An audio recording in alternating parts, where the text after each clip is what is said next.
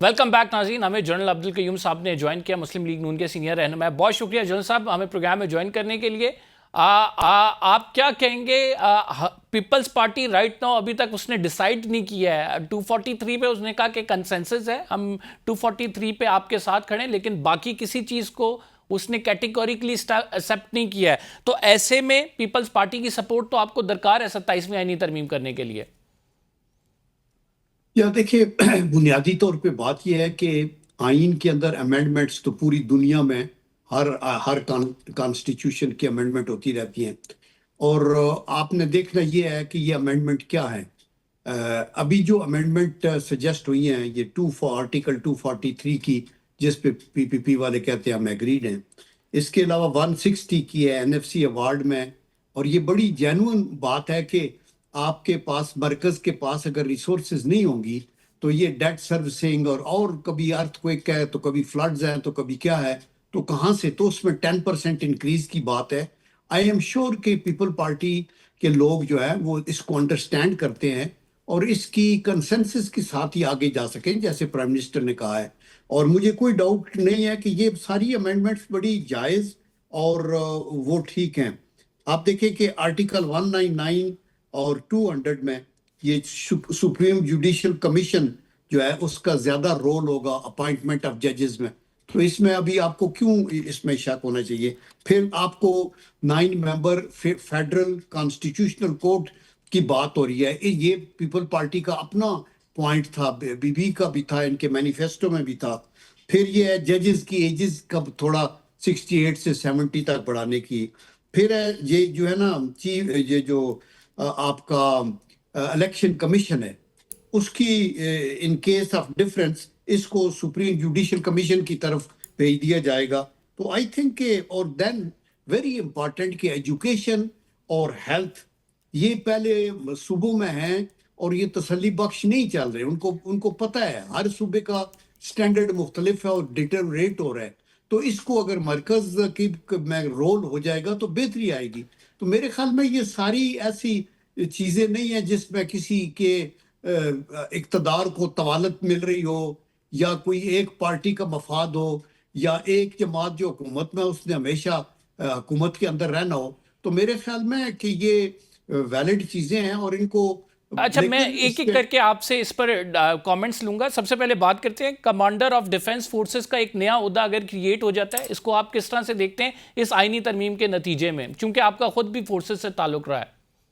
دیکھیں, یہ بہت پرانی ڈیمانڈ تھی اور ریکوائرمنٹ تھی, اور میں نے کئی دفعہ یہ پہلے بھی کہا, اس پہ بڑی سٹڈیز ہوئی ہیں آرمی میں, اور یہ کہا گیا ہے کہ ہمارا جو chairman joint chief of staff کا آفس ہے یہ آلموسٹ ریڈنڈنٹ ہوتا ہے, چونکہ وہ صرف جنگ میں ایک پرنسپل سٹاف افسر کا رول ادا کرتے ہیں ود دی آپ کے جو پرائم منسٹر کے ساتھ.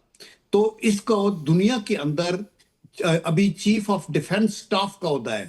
آپ دیکھیں آسٹریلیا میں دیکھیں, برٹن میں دیکھیں, ایون انڈیا کے اندر, امریکہ کے اندر جو چیف آف ڈیفنس سٹاف ہوتا ہے. تو ابھی یہ اگر اس کو اسٹریٹجک کمانڈ کہنا چاہتے ہیں chairman joint chief of staff کو, تو یہ ایک ویلڈ بات ہے, چونکہ آج کے دور میں جنگیں جو ہیں وہ ایک ٹوٹل آپ کی جو ایک فورس نہیں لڑتی, بلکہ کوارڈینیشن چاہیے.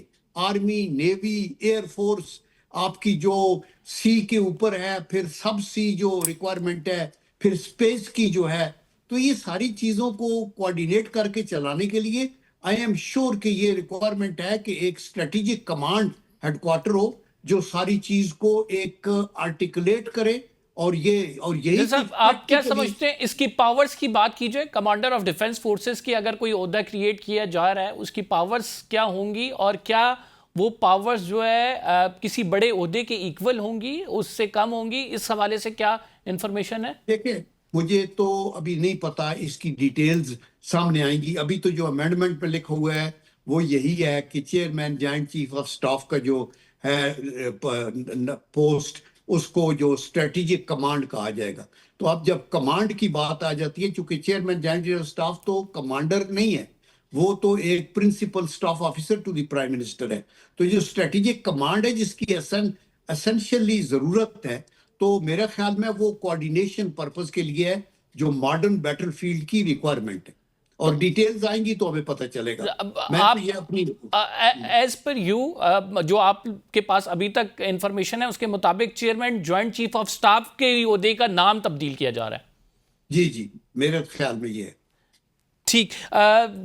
جل صاحب, اس میں سب سے بڑی بات یہی ہے کہ ظاہری بات ہے کہ پیپلز پارٹی اس میں آپ لوگوں کے ساتھ بہت ساری چیزوں پہ آن بورڈ ہوگی, بہت ساری چیزوں پہ آن بورڈ نہیں ہوگی. اگر وہ کہتے ہیں کہ این ایف سی میں صوبوں کے فنڈز کا معاملہ ہے, اس پر ہم آپ کے ساتھ نہیں مانیں گے, تو پھر کیا اسٹریٹجی ہے مسلم لیگ نون کے پاس کہ اس کو اپنے ساتھ لے کے چلے؟ دیکھیں, I am sure you will see at the end of the day ان ساروں کے اوپر کنسنسس ہو جائے گا سب کا, بیکاز یہ بھی بڑی ویلڈ بات ہے نا کہ مرکز کے پاس مرکز رسپانسبلٹی. فار ایگزامپل, ہم نے سی ایچ ایم سے لے کے سرکریک تک آرم فورسز ڈپلائیڈ ہے, اور ان کی جو ریکوائرمنٹس ہیں, ان کا جو ڈیفنس کا بجٹ ہے, کئی دفعہ ایمرجنسی کریٹ ہو جاتی ہے, تو صوبے تو اپنا اپنا حصہ لے کے الگ ہو گئے, تو مرکز کے پاس پوچھو تو انہوں نے جسٹ 10% اپنا انکریز کیا ہے, and I think that is good enough. اور اس کے اوپر آئی ایم شیور کہ باقی جماعتیں ایگری ہوں گی, اور ایگری نہ ہوا تو وہ امینڈمنٹ نہیں ہو سکتی آف کورس, بیکاز 2/3 میجارٹی چاہیے. But I think it's a reasonable جو پروپوزل. ڈو یو تھنک کہ بہت ساری چیزیں بیک ڈور پہ ایگریڈ ہو چکی ہیں, بہت سارے معاملات کلیئر ہیں, جیسے فیصل واڈا کہتے ہیں یہ جو ایک معمول کی کارروائی ہے, کوئی اعتراضات آئیں گے وہ ٹھیک ہو جائیں گے وقت کے ساتھ؟ یا دیکھیں, میں اس کو اس طرح نہیں کہوں گا کہ پس چلمن سب کچھ طے ہو چکا ہے. پوائنٹ یہ ہے کہ یہ بات ٹھیک ہے کہ جب پروپوزلز حکومت لے کے آتی ہے اور کانسٹیٹیوشنل امینڈمنٹ پروپوز کرتی ہے, تو وہ پہلے اپنا سپیڈ ورک ضرور کرتے ہیں, اور وہ دیکھتے ہیں کہ ہر پارٹی کو ٹوتے بھی ہیں, دیکھتے بھی ہیں کہ ان میں اٹینیبل آبجیکٹیوز یا اٹینیبل امینڈمنٹس جو ہیں وہ کون سی ہیں. تو میرے خیال میں یہ ساری ایسی ہیں جس پہ ریپیٹڈ بات چیت ہوئی ہوگی, اور اس سے پہلے کئی دفعہ بات ہوئی ہوگی, اور at the end I am sure کہ اس کے اوپر جو ہے کنسنسس ہو جائے گا. جل صاحب, اس حوالے سے ترمیم کے حوالے سے 26ویں آئینی ترمیم کی بھی بات کریں, 27ویں آئینی ترمیم کی بھی بات کریں, مسلم لیگ نون کے بہت سارے رہنما ہیں ان کو کچھ پتہ ہی نہیں ہے. ایون کابینہ کے ممبرز کی بات کی جائے, وہ خود کہتے ہیں کہ ہم نے ڈرافٹ نہیں دیکھا, ہمیں معلوم نہیں ہے. تو کیا سمجھتے ہیں آپ پھر یہ اگر انیشیٹ ہوئی ہے, اس پر کام ہوا ہے, یہ ساری چیزیں جو آ رہی ہیں, آپ کیا سمجھتے ہیں کہ ان پٹ زیادہ کہاں سے ہے؟ دیکھیں, بات یہ ہے کہ آئین کے اندر اگر اب آپ کو امینڈمنٹ کرنی ہے نا, تو آف کورس اس کے لیے ٹائم تو چاہیے. اس کی ڈیٹیلز ابھی آئی ایم شیور کہ ابھی حکومت جب اس کو سامنے لے کے آئے گی اور سینٹ میں اور پارلیمنٹ کے اندر نیشنل اسمبلی میں ڈسکشن ہوگی, تو یہ ساری چیزیں کھل کے سامنے آ جائیں گی, اور اس کے اوپر وہی کچھ ہوگا جو لا کہ جو پارلیمنٹ چاہتی ہے اس کے مطابق. ان پٹس آپ لے سکتے ہیں, ہر ادارے سے لے سکتے ہیں. دیکھیں, آپ نے اگر جوڈیشل کمیشن کو مور پوٹنٹ بنانا ہے کہ آپ ججز کی سلیکشن میں پریزیڈنٹ اور پرائم منسٹر کی پاورز کو تھوڑا کم کر کے ان کو بڑھانا ہے, تو ان کو کنسلٹ کرنا ہوگا, ان سے ضرور ان پٹ بھی لیتے ہوں گے. یہ کانسٹیٹیوشنل کورٹ کی بھی بات ہے. سر, انیشیٹو کی بات کریں تو یہ حکومت کا اپنا انیشیٹو ہے یا کہیں اور سے انیشیٹو آیا پھر آپ لوگوں نے اس پہ کام کیا؟ نہیں, دیکھیں, بات یہ ہے کہ حکومت ہی کا انیشیٹو ہے نا. آپ دیکھیں کہ جب مطلب یعنی اگر بات کی جائے, آپ لوگوں کا انیشیٹو ہے, بہت سارے رہنما مسلم لیگ نون کے یہی کہہ رہے ہیں, لیکن I am surprise to know that کہ بہت سارے لوگوں کے پاس ایون ڈرافٹ نہیں ہے, لوگوں کو پتہ نہیں ہے کہ ہو کیا رہا ہے. تو اس میں جب آپ لوگ اون کرتے ہیں تو کیا آپ کی قیادت نے آپ تک یہ بتانا پسند نہیں فرمایا, مختلف جو لا میکرز ہیں ان تک کوئی ڈیٹیلز نہیں پہنچی, پارٹی ممبرز تک نہیں پہنچی, کوئی ڈیبیٹ نہیں ہوئی پارٹی میں؟ آئی ایم شیور پارٹی کے اندر میٹنگز ہوئی ہوں گی, ان کو ان کے ساتھ بات ہوگی, لیکن ایکچوئل ڈرافٹ سامنے آئے گا جب یہ پریزنٹ ہوگا, تو یہ سامنے آئے گا اور پھر اس پہ ڈسکشن ہوگی. آپ نے دیکھا ہوگا کہ 18th امینڈمنٹ ہوئی تھی, تو اس کے اندر بھی ایک کانسٹیٹیوشن امینڈمنٹ کمیٹی بنا دی گئی تھی رضا ربانی صاحب کے تحت, اور اس میں کیا ہوا تھا, تقریباً 70 یعنی ٹوٹل آئین کے 280 آرٹیکلز ہیں, ان میں سے 70 آرٹیکلز امینڈ ہوئے, جن میں کوئی 95 امینڈمنٹس وہ 18th امینڈمنٹ کے اندر آئی. تو اس کے اندر بھی بہت سارا پس چلمنی بیٹھ کے یہ کمیٹی ڈیسائیڈ کرتی رہی. سینٹ میں یہ 4 دن ڈسکشن ہوئی, اور اس میں 100 میں سے 60 ممبرز نے حصہ لیا.